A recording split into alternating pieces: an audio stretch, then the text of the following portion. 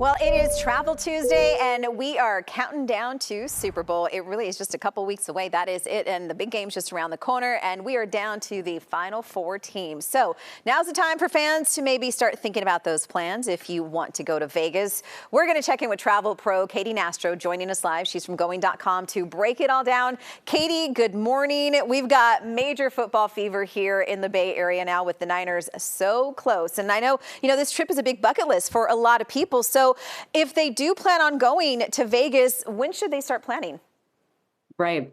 So for all those diehard football fans out there right now from the Bay Area, we're seeing prices of around $224 round trip, even more on other full service carriers. So, even with the excitement and the potential of a game, we're close into when you would look to book a trip like this, a domestic trip like this.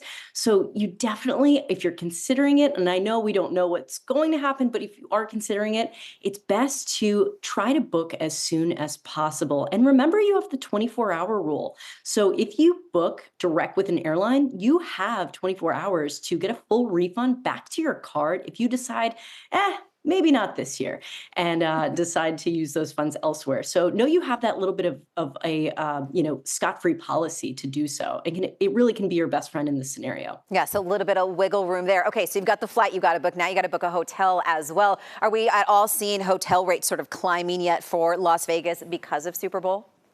This is a great question. The one good shining light about, us being so close in, but Vegas has just so many options. So, even if you do see a little bit higher prices than you normally would have thought about or considered in your budget, don't just set it and forget it, especially because hotels have a much more flexible cancellation policy than airline tickets do. Usually it's like 1 to 2 days out. Of course, read the fine print and understand what you're getting into. But, with so many options, there should be something for everyone. So the thing is then too, Katy, people do want to go. They want to get a good deal. And just the thought of so many people who will be heading out to Vegas. Are there deals out there? Can they still find that decent price on airfare and hotel? I feel like Vegas, there's always something regardless. Exactly. There's always something because there's so many options. And when it comes to airfare, here are a few tips. Try combining carriers. Say it might be cheaper to fly out on Southwest, which remember, you have to go to Southwest's website direct. You can't look on Google Flights for Southwest tickets. But again, fly out on Southwest and maybe it's cheaper to come back on Alaska. See if you can be a little bit flexible in your dates and times, getting into Vegas on that Sunday and maybe flying out early on Tuesday morning.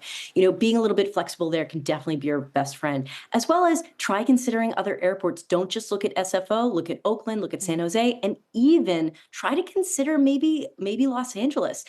Hop on a budget flight down and it could be cheaper overall to fly in and out from there. Those are really good tips. Whatever it takes for fans to get there, right?